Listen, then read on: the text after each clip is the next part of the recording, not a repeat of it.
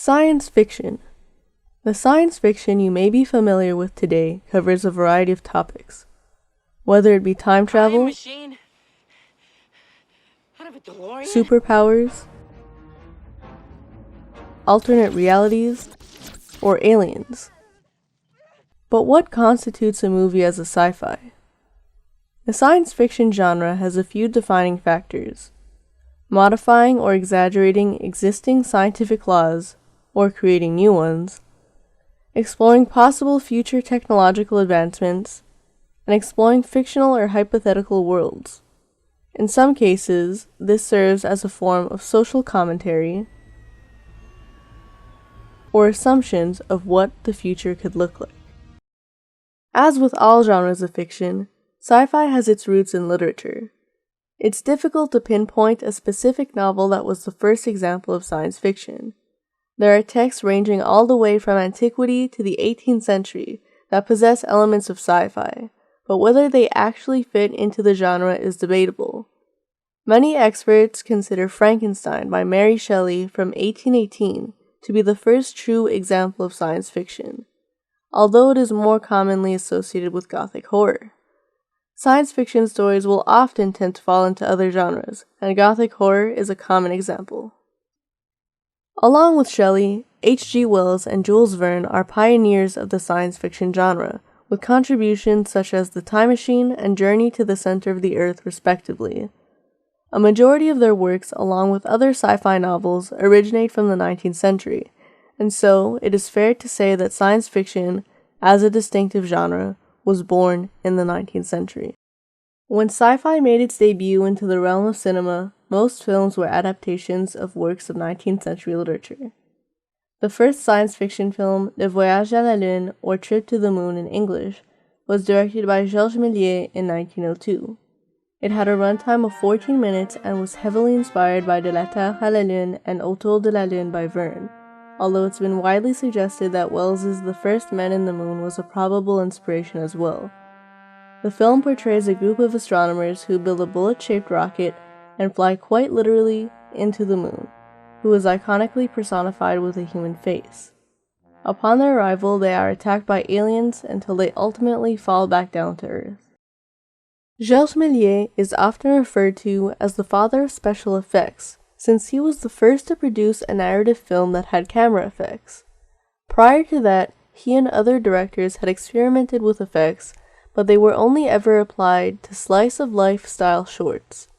His background as a stage magician and illusionist inspired him to create fantastical scenes. Unlike today, there was no editing softwares or green screens.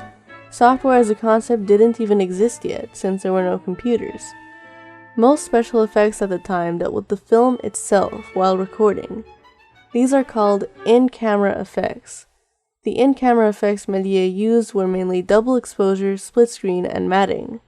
Double exposure is achieved by using the same negatives twice in order to place one image on top of the other. Split screen is essentially the same concept, except half of the negatives are painted over in order to have two separate images side by side, useful for creating the illusion of doppelgangers. Matting is the process of placing specifically shaped mats over the lens to expose only wanted parts of the frame. At the time, these effects were commonly referred to as trickery, as audiences had never experienced these visual impossibilities prior. Méliès made many other films in his lifetime, including another adaptation of a Verne novel titled 20,000 Leagues Under the Sea in 1907. A later film adaptation of the same book from 1916 marked the beginning of feature-length sci-fi films. Thomas Edison's film company used similar effects for their 1910 adaptation of Frankenstein, as well as Otis Turner's 1908 adaptation of Dr. Jekyll and Mr. Hyde. And what do all of these have in common? Oh yeah, they're based on books from the 19th century. The 1920s saw a huge uproar of feature-length sci-fi films. Literature continued to influence science fiction well into the 1930s, but something very interesting happened in this decade: the popularization of comic books in Western culture. The 1930s are described as the golden age of comic books, and as most of us know, comic books are the backbone of all the greatest superhero films. Superhero films revolutionized the sci-fi genre, and today they are almost guaranteed to make big bucks at the box office. One of the first notable superhero movies based on a comic strip is Flash Gordon. The film was produced as a serial movie containing 13 episodes, adding up to 245 minutes. It was directed in 1936 by Frederick Stepney and based on a 1934 comic strip by Alex Raymond. So here's a recap. 19th century literature inspired people like Georges Méliès to make the first science fiction films using special effects.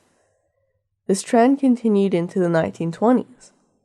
In the 30s, comic books began to influence plots for superhero films. Even today, the science fiction genre relies heavily on literature. In other words, reading is awesome, kids.